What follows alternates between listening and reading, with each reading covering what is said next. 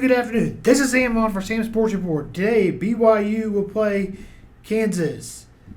Today's date is January 31st, Saturday. The Kansas Jayhawks will play BYU, the BYU Cougar. Let's start with the Kansas Jayhawks. Darren Peterson, the player to watch out for to play, but he is likely to play according to reports. He has struggled with injuries this season, but does lead the Jayhawks in points when he plays. This should be a great matchup. Ranked number 13 is BYU. Kansas is number 14. This will be a great game.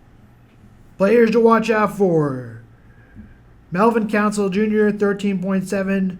Trey White, also the leading scorer when Darren Peterson does not play. Darren Peterson averages 21.6. Now we move on to BYU. Darren Peterson for the Kansas Jayhawks is on all draft boards, a lot of draft boards, likely to go number 1. But there's an argument to be made. AJ DeBansa, who averages more points, 23.6, grabs 6.8 points, rebounds a game, and 3-point assist. Richie Sanders, guard, points per game, 18.8, rebounds, 5.3, assists, 2.1, averages. Robert White is also a very good player, averaging 18 points a game. If the game is not at Allen Fieldhouse, I would give the BYU Cougars a neutral site and at home, or best home basketball court in the nation with Duke and Kansas, the best home court since the mid-2000s.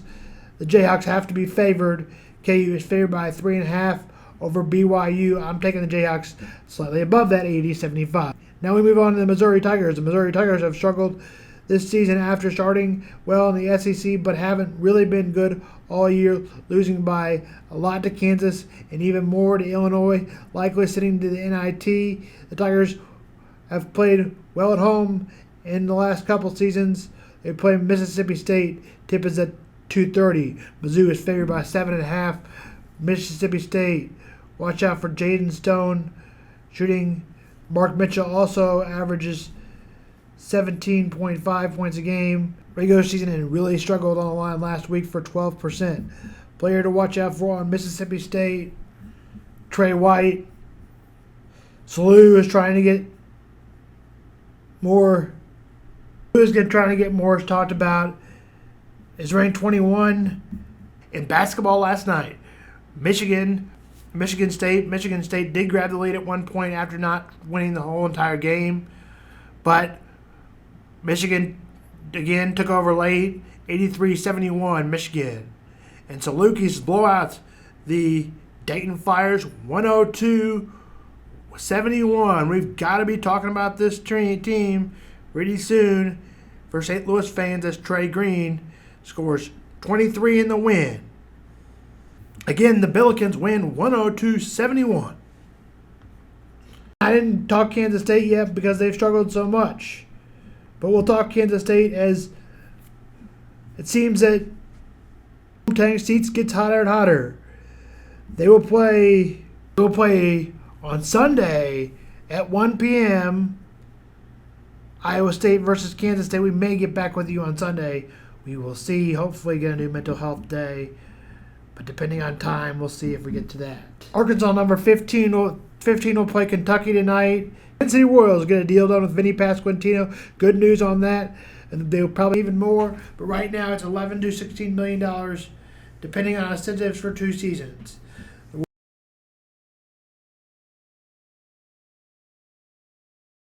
The Royals renewed conversations between the Royals announced that the Royals would not move forward with plans at the Aspiria campus in Oakland Park, Kansas. At the same time, Clay County officials have declined a place in the stadium on the tax ballot right now, but still could look at that later today. But Washington Square Park seems like the most likely place now near Union Station. Royals' short list of possibilities. Kansas City might try to get away with a vote, but it still might come down to a vote. Nobody knows. And like nobody knows at the stadium, the Royals have continued to have problems with this since the 2024 failed vote of Crossroads, but more people seem to be in favor of the Royals going down to about ground Crown Center at Washington Square Park, like we mentioned. The Royals slide is likely in limbo still. Clay County could come back into play. Jackson County out, likely, and more on this. This morning, we're still following the latest on the Royals' future stadium. We found out on Wednesday that a stadium question is not going to be on the April ballot in the Northland. Clay County leaders told us the Royals rejected their latest offer. However, that does not mean an end to negotiations there. The process continues, and I think that's an important thing, is that we continue to pursue this, because if it's for the good of the people, we need to go forward regardless of how long it takes. We need to pursue their best interest. So over the last couple of years, since the Royals announced they could not stay in Kaufman past their lease date, we've talked about three possibilities for locations, right? Downtown Kansas City, Clay County, and the Aspiria campus in Overland Park. Now, the Royals confirmed earlier this week that they're not considering that spot in OP at 119th and Knoll anymore. That news is potentially boosting the idea of confidence behind a downtown stadium, specifically at Washington Square Park. We've seen these renderings now for a long time of what that might potentially look like. Even streetcar riders tell us that a ballpark downtown could one day have its own stop, maybe a couple. Convenient for sure, but it's going to take a lot of infrastructure and a lot of planning to deal with game day stuff. Putting the sports complex already in the middle of downtown, that adds more traffic, that's more money that we then have to spend to get to this area. And specifically, if you want to talk about downtown development and adding a stadium, one of the biggest conversations that has to happen is with the businesses that already have their livelihood depending on that particular stretch of land, and hoping that foot traffic, car traffic, streetcar traffic brings more to them. You reached out to some of these businesses about this idea. Yeah, and I'd been hearing for a long, long time, that building a stadium there would just be too complicated. It just wasn't what they were looking for. Since you were a kid, you grew up in Kansas City. You've heard this forever. Exactly. I've been hearing this a long time, especially during the vote last year, or 2 years ago.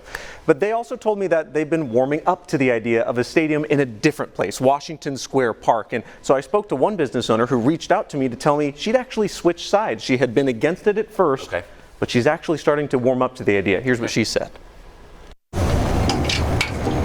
I like to flash forward in my mind when I think about how cool this could be 20 years from now. Once opposed to a downtown stadium, salon owner Chelsea Edwards says Washington Square Park could make the cut. Washington Square Park is really the only place I could see this going. And after Union Station said that they were in support of it, I could not get that visualization out of my head. She and Nicholas Grunauer, the owner of a Crossroads restaurant with the same name, say it avoids those business disruptions that turn so many against a Crossroads stadium. Having a facility, an investment of $2 billion that is activated 80 plus nights a year, I think it's just going to create so much activity. Over the last few months, I've spoken to a lot of people like Nicholas and Chelsea, people who are in opposition, many who voted against a downtown stadium, who say this site feels right. The vote from 2024, I think, was kind of, in our opinion, rushed a little bit. While I think most people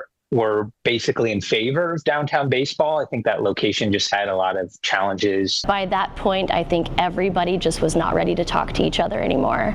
But hopefully enough time has passed now. I don't want this opportunity to slip away, but I also don't want us to seem desperate to the point where we'll give you whatever you want to not lose you. There's so much growth and partnership to be had. It doesn't have to leave a bad taste in anybody's mouth.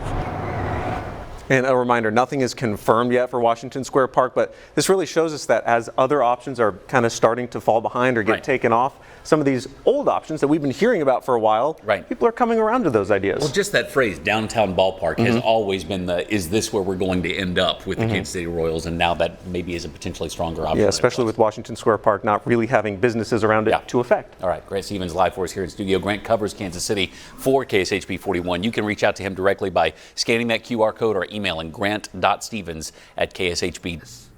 Now we get to mental health tomorrow, hopefully. Looking forward to getting a friend on and talk schizoaffective and schizophrenia.